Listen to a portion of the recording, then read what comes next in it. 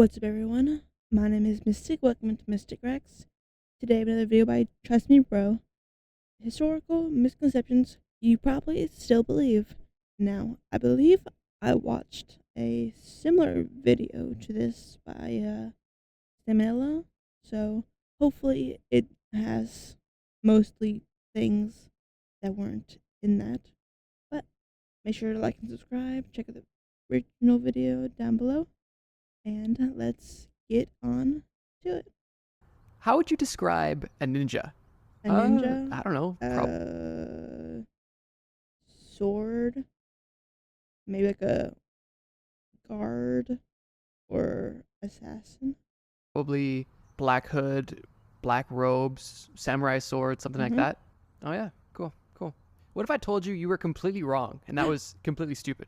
Well, I'd feel like a dumbass. Well, you sure look like one, but don't worry. In this video, I'm going to explain and debunk some very common historical misconceptions. So like I was just explaining to my friend, the way that we commonly imagine ninjas is almost completely inaccurate to the way that they actually looked. Ninjas looked nothing like that, and there was no such thing as a ninja uniform at all. Ninjas typically wore civilian clothing to blend in with everyone else. If you think about it, it makes sense to look like everyone else so they wouldn't draw attention to themselves. Walking around in an all-black hooded outfit with a sword on your back would probably cause some suspicion. Even during nighttime operations, ninjas would wear navy blue, not black. One, to hide the stains of blood better. Two, because the navy blue would actually blend into the night sky better than black would. Ninjas were spies, assassins, covert agents, and their ultimate goal and specialty was to hide in plain sight. So the next time a kid comes to your door on Halloween dressed up as a historically inaccurate ninja, make sure you let him know that, hey, you don't look like a ninja, you look like a dummy, and you're not getting any candy, pajama kid.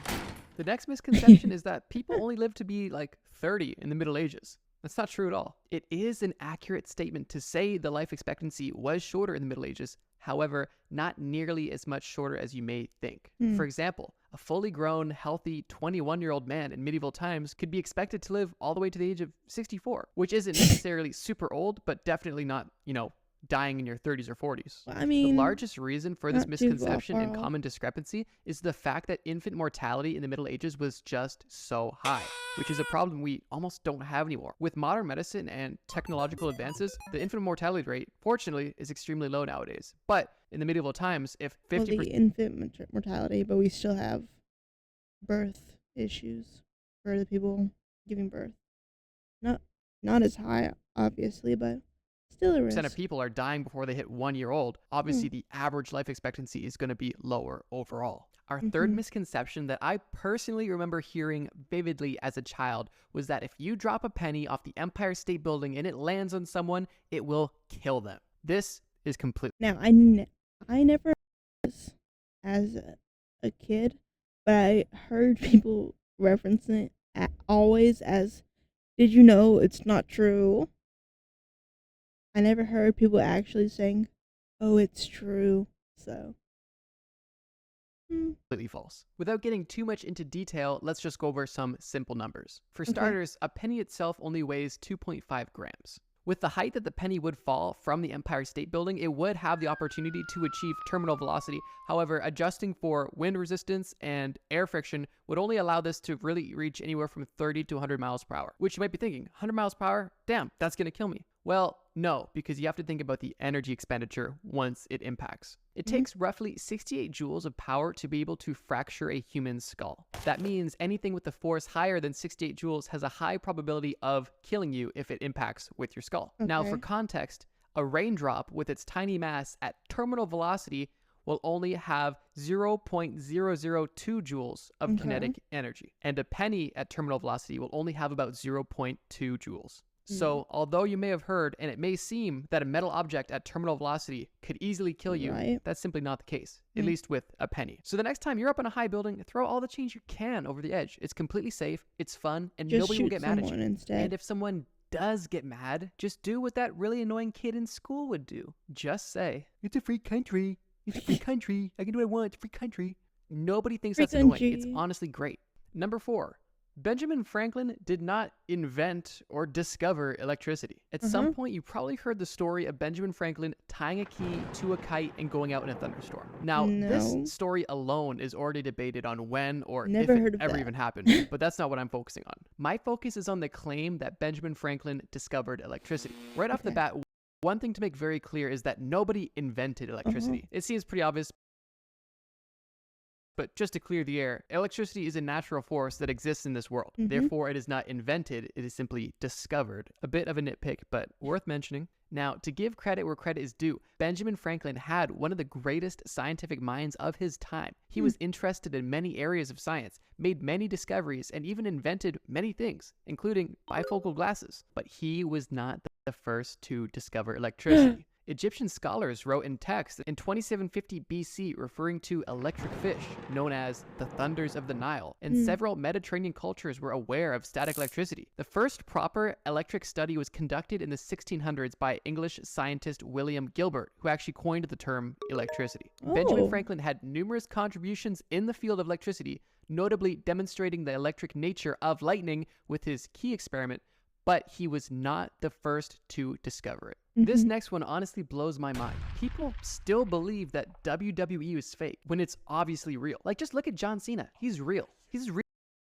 Now, I've never watched WWE, but I have assumed, maybe not that it's fake, but they definitely wanted to go a certain way.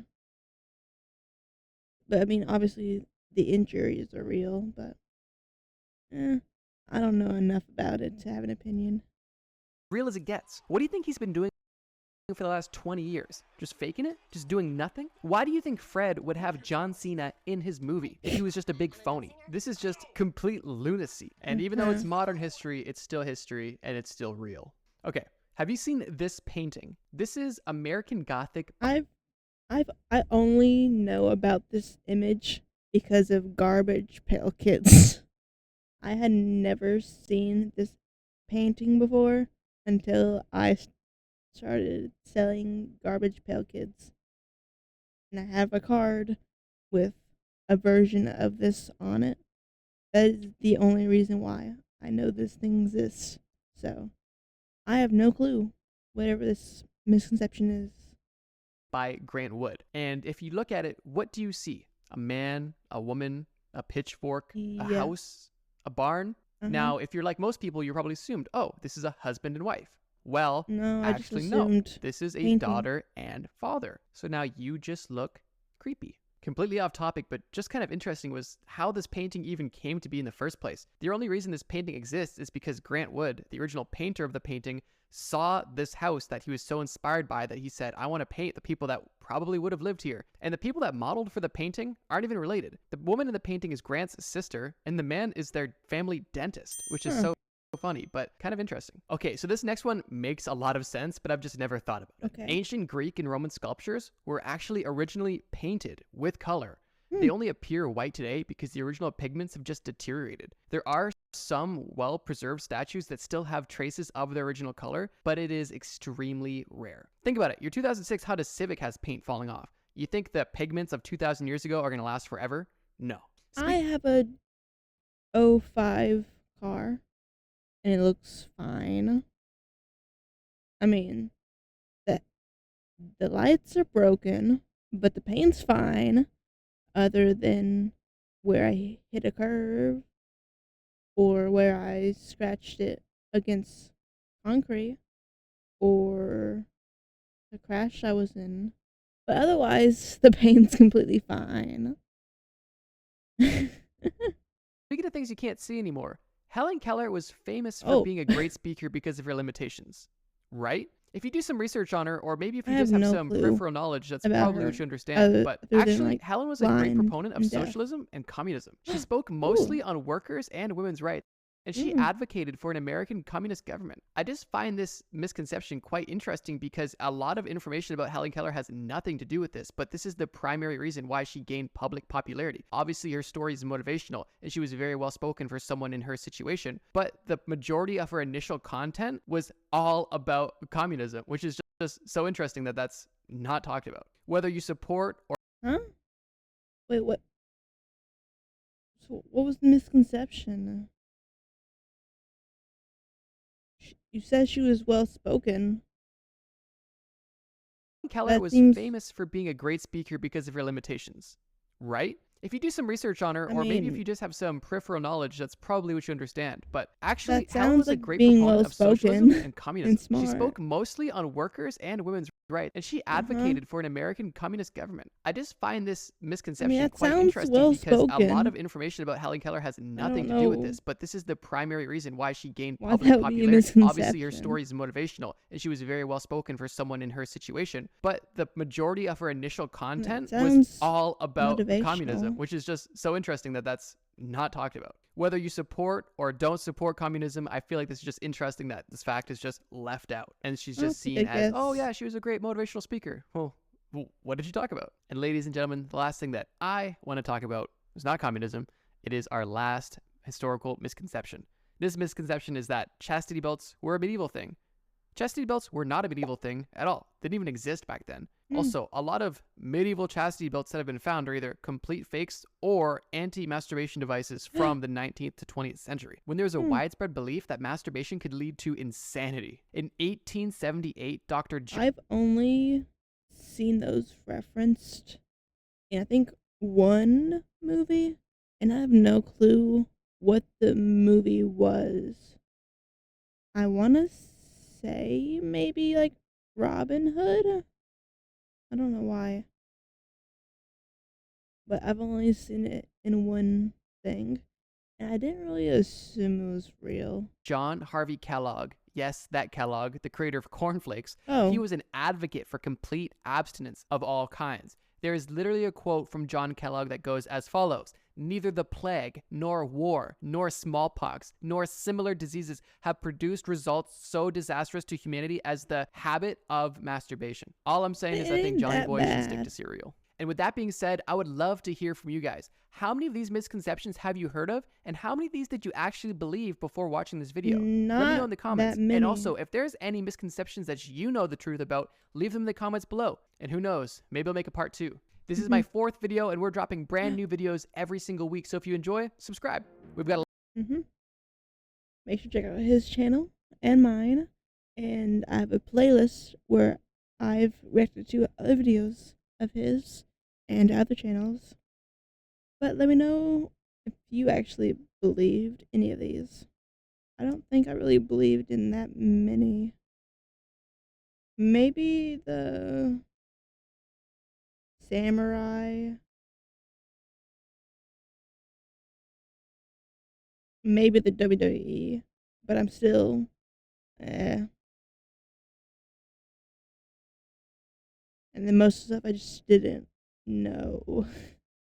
But until next time, bye.